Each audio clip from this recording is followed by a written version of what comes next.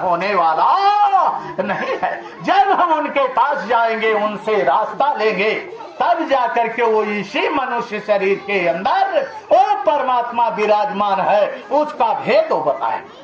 जैसे गन्ने के अंदर चीनी छिपी है प्रेमी भाई बहनों, जैसे दूध के अंदर घी छिपा है, उसी प्रकार से इस मनुष्य मंदिर के अंदर, इस जिस्मानी मस्जिद के अंदर वो परमात्मा, वो खुदा, वो गॉड छिपा हुआ है। अब लेकिन हमें रास्ता नहीं मालूम। हमारे पास जैसे गन्ना बोई है, उसके अंदर चीनी है, विधि नहीं मालूम।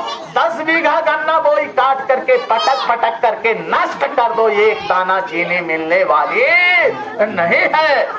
प्रेमी भाई बहनों, जो जानकार होगा, जिसको मालूम होगा कि गन्ने के अंदर से चीनी कैसे निकाली जाती है, जब उनके पास हम लेकर के गन्ने को जाएंगे तो उसमें से वो चीनी प्राप्त कर लेंगे।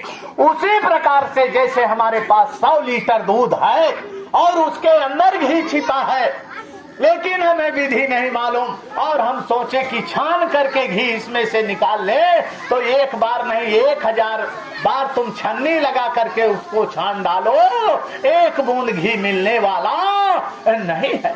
उसी प्रकार से, और जिसको मालूम होगा कि दूध से घी कैसे प्राप्त होता है, वो दूध को गर्म करेगा, जामन डालेगा, फिर मथानी से भिलोएगा, भिलोने के बाद मक्खन निकलेगा, और मक्खन को फिर तपाएगा, तब घी प्राप्त हो जाएगा। अगर हमारे पास 1 लीटर ही दूध है तो उसमें भी थोड़ा बहुत तो घी प्राप्त हो जाएगा, और नहीं चाहे 100 लीटर हो, विधि नहीं मालूम है तो कुछ होने वाला नहीं है। प्रेमी भाई बहनों, विचार करो, हमारे गुरु महाराज ने कहा, अरे बच्चा, उसी प्रकार से इस मनुष्य मंदिर में वो परमात्मा बैठा है, इस जिस्मानी मस्जिद में वो खुदा बैठा है, तो उसको हम कैसे प्राप्त करेंगे? जब कामिल मुर्शिद के पास जाएंगे, संत सदगुरु के पास जाएंगे, वो रास्ता बता देंगे। रामायण में तो लिखा कि घट में है सूझत नहीं, और लानत है सो जिंद, और गोस्वामी इस संसार को होगा मोतिया कि इसी शरीर के अंदर वो परमात्मा बैठा है, और हम आप गंगा जमुना पत्थर पानी में परमात्मा को ढूंढ रहे हैं। मुसलमान फकीरों ने फरमाया है प्रेमी भाई बहनों कि कुदरते कावे की तू महराब में सुन गौर से, आ रही धुर से सदा, और तुझको बुलाने के लिए। प्रेमी भाई बहनों, इसी को संतों ने दैवी आवाज कहा, मुसलमान फकीरों ने इसी को कलमा कहा, आयते कहा। ये आयते हमारे इस जिस्मानी मस्जिद में उतर रही है। हम अपने इस जिस्मानी मस्जिद को नष्ट कर रहे हैं, इस मनुष्य मंदिर को, उस खुदा के, उस परमात्मा के बनाए हुए मंदिर को हम गंदा कर रहे हैं, और अपना बनाया हुआ मंदिर मस्जिद, उसकी हम आप कितनी सफाई कर रहे हैं। विचार करो प्रेमी भाई बहनों, अरे हम अपने बनाने रहने के लिए ये मकान को बनाया, इसमें ईंट गारा लगाया, लीप पोत करके, प्लास्टर करा करके, पत्थर लगा करके, पोंछा लगा करके, इसकी कितनी साफ सफाई करते हैं।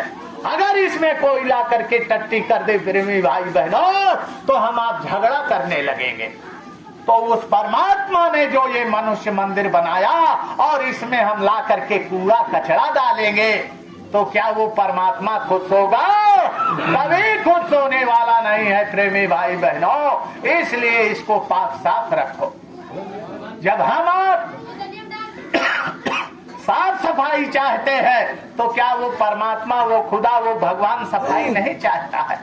अरे उसने अपने रहने के लिए बनवाया है। लेकिन आज क्या स्थिति हो गई प्रेमी भाई बहनों, देखो, जिस गंगा माँ से हमें आस्था रखते हैं कि इसमें स्नान कर लेने से हमारी जीवात्मा का कल्याण हो जाएगा, जिसको लाने के लिए हमारे पुराने कितनी कठिन तपस्या किया, हमारे पुरखों पूर्वजों ने 10,000 वर्ष तक एक पैर पर खड़े होकर के माँ गंगे की आराधना किया, शंकर जी को खुश किया, तब इस धरती पर गंगा जी को ला सके हैं।